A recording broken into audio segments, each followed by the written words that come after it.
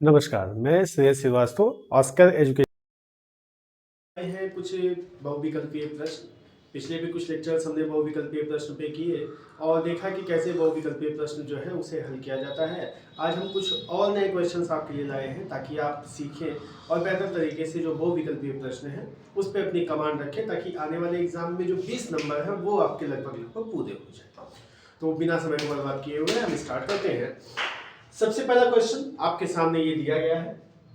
Question कहता है कि निम्नलिखित में से कौन सा भाग पुष्प नर जनन अंग का प्रतिनिधित्व करता है। आपसे पूछता है कि कौन सा भाग है जो पुष्प नर जनन अंग के बारे में बताता है। बताइए, पुष्प में जनन अंग कौन सा होगा। यहाँ पे पुमांग दिया गया है, जायांग दिया गया है। जायांग जायांग का मतलब हो गया आपका गाइनोसियम। अगर हमें गाइनोसियम दिया गया है, परागकण, परागकण का मतलब होता है पॉलिन ग्रेन्स। पॉलिन ग्रेन्स क्या है भाई? परागकण वो भाग है जिससे नए पौधे का जनन होगा। गुण बीजाणुधान, पुमा,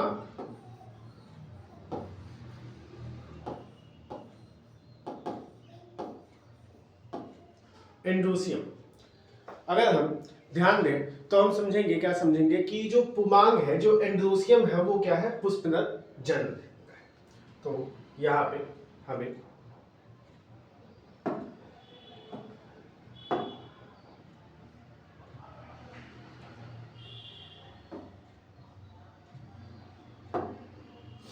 ठीक, यहाँ पे हमें आंसर मिल जाता है। आंसर क्या मिल जाता है?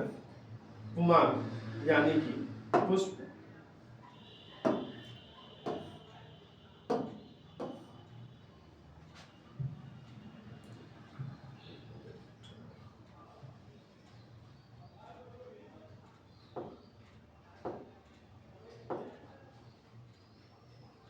आगे बढ़ते हैं। पहले क्वेश्चन का आंसर पुमांग यानी एंड्रोसियम। अगले क्वेश्चन की तरफ आगे बढ़ते हैं। आपसे पूछता है अनुवांशिकीय यानी जेनेटिक्स शब्द का प्रयोग सर्वप्रथम किसने किया था। जेनेटिक्स शब्द का प्रयोग सर्वप्रथम किसने किया था? यहाँ पे हम दो क्वेश्चन हल करेंगे। सबसे पहले किसने किया था? जेनेटिक शब्द का प्रयोग सबसे पहले विलियम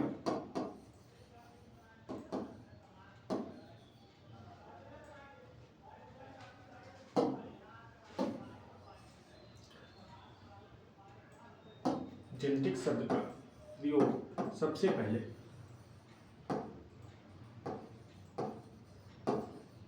विलियम वेटसन ने किया था। और कब किया था? 1905 में।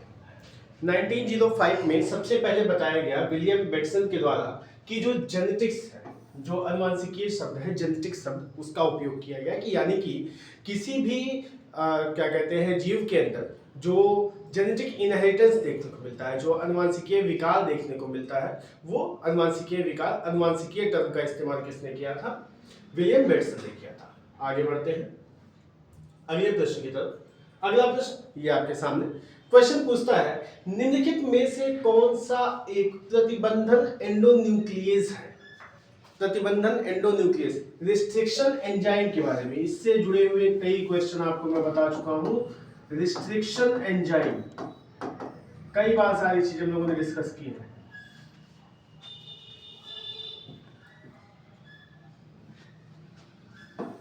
रिस्ट्रिक्शन एंजाइम के बारे में और बताया था। रिस्ट्रिक्शन एंजाइम होता क्या है? एंडोन्यूक्लियस होता है। अब यहाँ पे एंडोन्यूक्लियस का आपको एग्जांपल देना है कि कौन सा इनमें से एंडोन्यूक्लियस। यहाँ पे 4 एंजाइम दिया गया है। पहला एंजाइम प्रोटीएस, प्रोटीन की सिंथेसिस कर। डीएनएस फर्स्ट, डीएनए सेगमेंट में यूज किया जाएगा। आरएनएस, आरएनए के लिए यूज किया जाएगा। हाइंड सेकंड, ये हाइंड सेकंड जो है ये प्रतिबंधन एंडोन्यूक्लियस है। यही क्या है? रिस्ट्रिक्शन एंजाइम है। और ये जो रिस्ट्रिक्शन एंजाइम है इसी का यूज हम कर रहे थे वेक्टर डीएनए को कट करने के लिए, काटने के लिए। तो वेक्टर डीएनए को जब काटा जा रहा था तो किससे काटा जाता है? हाइंड सेकंड से काटा जा रहा था। अगला क्वेश्चन इसी में आपको दिया गया, कहता है निम्नलिखित में से कौन सा एक जैव उर्वरक नहीं है। कहता है इनमें से कौन सा है जो जैव उर्वरक नहीं है। एक राइजोबियम दिया गया है, दूसरा नॉस्टॉक दिया गया है, तीसरा कवक मूल दिया गया है और चौथा एग्रोबैक्टीरियम दिया गया है। अगर हम ध्यान से समझने का प्रयास करें तो जो एग्रोबैक्टीरियम था, एग्रोबैक्टीरियम का उपयोग कहाँ किया जा रहा था? जेनेटिक इंजीनियरिंग में किया जा रहा था।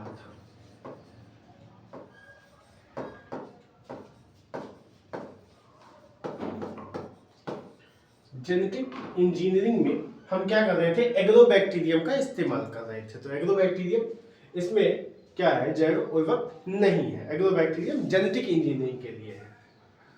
अगले क्वेश्चन की तरफ आगे बढ़ते हैं। आपसे पूछा हुआ है निम्नलिखित में से किसे भारत में जैव विविधता का तप्त स्थल समझा जाता है? कहता है कि आपको जैव विविधता यानी कि बायोडाइवर्सिटी, आपसे क्वेश्चन इस बार बायोडाइवर्सिटी से पूछा गया है। पूछता है कि जैव विविधता यानी कि बायोडाइवर्सिटी का तप्त स्थल समझा जाता है, मतलब कौन सा वो स्थान है जहां पे बायोडाइवर्सिटी सबसे ज्यादा है, जहां पे बायोडाइवर्सिटी क्या है? सबसे ज्यादा है। तो यहां पे इसका आंसर आपको दिया गया, कहता है अरावली पर्वत, इंडो गैंगटिक मैदान, पश्चिमी घाट और पूर्वी घाट। अगर हम यहाँ पे समझने का प्रयास करें तो यहाँ पे हमारा आंसर होता है पश्चिमी घाट। हम यहाँ पे वेस्टर्न घाट के बारे में बताते हैं और ये समझते हैं कि वेस्टर्न घाट में जैव विविधता सबसे ज्यादा, जैव विविधता बहुत ज्यादा पाया जाता है। कितना ज्यादा पाया जाता है? तो यहाँ पे लगभग 5000 स्पीसीज प्लांट्स के पाए जाते हैं। 5000, आप समझ रहे हैं, 5000 स्पीसीज की बात कर रहा है, प्रजातियां, 5000 प्रजातियां पाई जाती हैं। 508 स्पीसीज प्रजातियां बर्ड्स की पाई जाती हैं। 508 स्पीसीज, 508 प्रजातियां और लगभग 139 स्पीसीज जो है वो मैमल्स की पाई जाती है, यानी कि स्तनधारी जीवों की पाई जाती है। तो हम देख सकते हैं 5000 तो केवल प्लांट ही है। अब जहां पे 5000 प्रजाति की प्लांट पाए जाएंगे, पौधे पाए जाएंगे, वहां की जैव विविधता तो अधिक होगी। तो जैव विविधता अधिक है, इसीलिए इसे तप्त स्थल समझा जाता है। आगे बढ़ते हैं। क्वेश्चन दिया गया है मनुष्य में संतान का लिंग निर्धारण। संतान का लिंग निर्धारण, देखो लिंग निर्धारण के लिए आपको बताया गया है, क्या बताया गया है? हमारे पास एक मेल कैंडिडेट है, एक पुरुष है और एक स्त्री है, यानी कि फीमेल कैंडिडेट है। अगर हमसे पूछा जाए कि लिंग निर्धारण, तो हम गुणसूत्रों के आधार पर करते हैं। लिंग निर्धारण कभी भी किया जाएगा तो किसके आधार पर किया जाएगा? गुणसूत्रों के आधार पर किया जाता है। अब अगर हम गुणसूत्रों के आधार पर समझने का प्रयास करें तो जो फीमेल होती है उसके पास 22 ऑटोजोम, 22 प्रकार के ऑटोजोम। मेल है उसके पास भी 22 प्रकार के ऑटोजोम पाए जाते हैं। 22 जोड़े, 22 पेयर यहां पे जोड़े में आता है। महिला के पास XX यानी कि कंडीशन कैसा है? होमोजाइगस की कंडीशन दिखाता है, यानी कि यहां पे दो में से एक बाहर आएगा, एक जो बाहर आएगा वो कौन सा आएगा? यक्स आएगा। ये है सेक्स क्रोमोसोम, इसे सेक्स क्रोमोसोम कहा जाता है। ये जो सेक्स क्रोमोसोम है, अगर हम इस पे ध्यान दें, और मेल के पास क्या है? मेल के पास X और Y 2 है। ये कैसा है? ये हेटेरो की कंडीशन है, ये हेटेरोजाइगस को इंडिकेट करता है।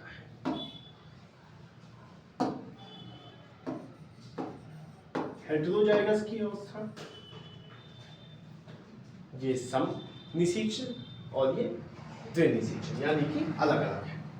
अब देखो यहाँ पे एक x आ सकता है, एक y आ सकता है। हमें पता है, क्या पता है कि 22 जोड़े और इसके साथ में अगर 2x मिल गया, एक x इसका और एक x इसका, तो फीमेल चाइल्ड क्रिएट हो जाएगी। और 22 जोड़े प्लस एक x और एक y अगर मिल जाएगा तो मेल कैंडिडेट, इसका y और इसका x। अब मदर तो x ही दे रही है, माता तो x ही देती है, तो उसका कोई प्रभाव नहीं पड़ रहा है। पुरुष x और y दोनों दे रहा है, तो यहां पे हम समझ सकते हैं कि लिंग निर्धारण के लिए जिम्मेदार कौन है? मेल जिम्मेदार है, पुरुष जिम्मेदार है। अब यहाँ पे देखिए दिया गया है, माँ के लिंग गुणसूत्रों से माता के लिंग गुणसूत्र बराबर होमोजाइगस की कंडीशन है, कोई प्रभाव नहीं होगा। अंडाणु के माप से ये भी माता का ही है, x ही निकलेगा। शुक्राणु के माप से, शुक्राणु, अच्छा देखो, पिता के लिंग गुणसूत्र से शुक्राणु अगर निकल गया है तो हम वहां पे ये संभवतः नहीं बता पाएंगे कि वो x का है या y का है, क्योंकि उनमें विभिन्नता नहीं पाई जाती।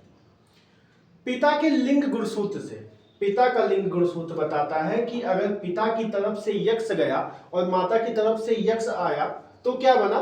फीमेल चाइल्ड बना।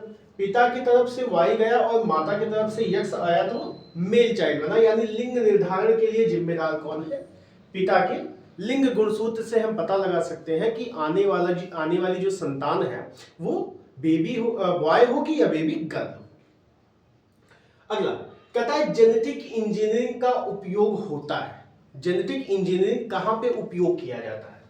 जेनेटिक इंजीनियरिंग का उपयोग चिकित्सा में हाँ किया जा रहा है। जो नए उपकरण बनाए जा रहे हैं आपकी अलग अलग बीमारियों का पता लगाने के लिए, उसमें किया जाता है। कृषि में भी जेनेटिक का नया बायो फर्टिलाइजर लगाया जा रहा है, नए उपकरण लेके आए रहे हैं। किसी में भी नहीं, जब दो में है तो ये ऑप्शन हो ही नहीं सकता है। इन दोनों में, पहले और दूसरे में, हाँ पहले और दूसरे दोनों में दिया गया है, तो हम कह सकते हैं कि यहाँ पे हमारा तीसरा ऑप्शन जो है वो सही है कि पहले और दूसरे दोनों में क्या किया जाता है? जेनेटिक इंजीनियरिंग का उपयोग किया जाता है। आगे बढ़ते हैं अगले प्रश्न की तरफ। अगला प्रश्न ये है, कहता है निम्नलिखित में से कौन सा कूट फल है? कूट का मतलब आपको बताया गया था, क्या बताया गया था कि हम फॉल्स फ्रूट के बारे में डिस्कस करते हैं। कुछ ऐसे फल होते हैं जिनमें जो बीज होता है वो समय से पहले विकसित हो जाता है। अगर ऐसा है तो वो फॉल्स फ्रूट है, यानी कि जो फ्लावर आया वो कम समय के लिए, जो फूल हुआ वो उसकी अवधि कम थी और जो फल हुआ उसकी अवधि अधिक है। अगर ऐसा है तो वो फल कैसा होगा? कूट होगा, यानी कि फॉल्स फ्रूट होगा। सेब, अंगूर, आम और मटर। देखो मटर फ्लावरिंग पहले होती है, फूल बाद में आता है। आम बवर पहले आता है, आम बाद में आता है। अंगूर में भी वही है, पहले फ्लावरिंग हो जाएगी उसके बाद आएगा। लेकिन सेब में फल एक बार उत्पन्न हो जाता है, फ्लावरिंग उसके नीचे से दोबारा होने लगती है। अगर ये हमारा सेब है तो हम इसमें ध्यान देंगे कि जब इसका अनुप्रस्थ काट काटा जाएगा तो हमें यहाँ पे एक भाग मिलेगा जिसमें कुछ बीज दिए गए होंगे।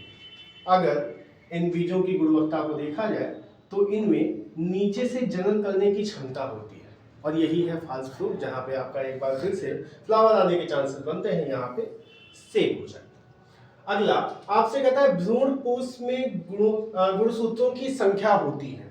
भ्रूणपोष है, उसमें गुणसूत्रों की संख्या क्या होगी? ये प्रश्न आपको पहले भी कराया गया है और आपको बताया था कि यहाँ पे 3n इंडिकेट किया जाता है, यानी कि 3x होगा। यहाँ पे डबल निषेचन, दोहरा निषेचन बताया गया था, डबल फर्टिलाइजेशन की समस्या थी, 3n बनेगा।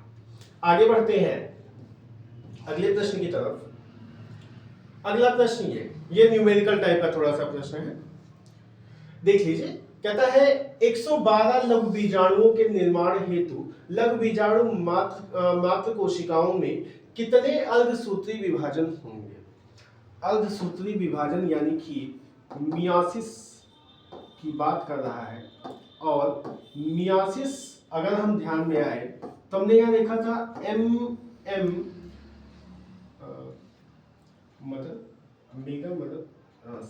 MMC मेगा मदर सेल्स में हमने ये देखा था, क्या देखा था कि एक जो शुक्राणु होगा वो 4 शुक्राणुओं में बदल जाएगा, यानी कि विभाजन की प्रक्रिया से जो सूत्र बन रहे थे वो कितने बन रहे थे, 4 बन रहे थे। यहाँ पे लघु बीजाणु कितना है, 112। अगर 112 लघु बीजाणु है और एक बार में 4 बनते हैं तो यहां से हम निकाल सकते हैं कि कितने बनेंगे, 28। यानी कि मियोसिस की समस्या अर्धसूत्री विभाजन कितनी बार होना चाहिए, 28 बार होना चाहिए, तब जाके 112 लघु बीजाणु बनेंगे। ठीक है, यह आपको समझ में आ गया होगा। ठीक है, हम यहाँ पे जो है आज कंटिन्यू करते हैं और आगे जो है हम आपके लिए और प्रश्न लेके आएंगे ताकि आप और बेहतर तरीके से समझ सकें कि कैसे आपका जो प्रश्न है वो हल करना है आपको बहुविकल्पीय प्रश्न के बारे में। इसके साथ मैं आपको बताना चाहूँगा कि हमारे और भी जो टीचर्स हैं, जैसे कि आपका क्या कहते हैं फिजिक्स का पार्ट है, केमिस्ट्री का पार्ट है, वो भी हमारे टीचर्स आपके लिए लेके आ रहे हैं और वो सारे जो वीडियोस हैं वो आपको डिस्क्रिप्शन में मिल जाएंगे। तो आप यहाँ पे भी देखते रहिए और बाकी के जो सब्जेक्ट्स हैं वो भी प्रिपेयर करते रहिए। हम आपके साथ लगे हुए हैं और आप हमारे साथ लगिए, जिससे हमें और आपको दोनों को दोहरा लाभ हो। हमें कुछ नए बच्चे मिल सकते हैं और आपको एक नया पैटर्न मिल सकता है जिसपे आप एक बेहतर तरीके से एक अच्छा रिजल्ट जो है वो ला सकते हैं। अब आपसे विदा चाहेंगे और लाइक और सब्सक्राइब करना जरूर करें। Thank you.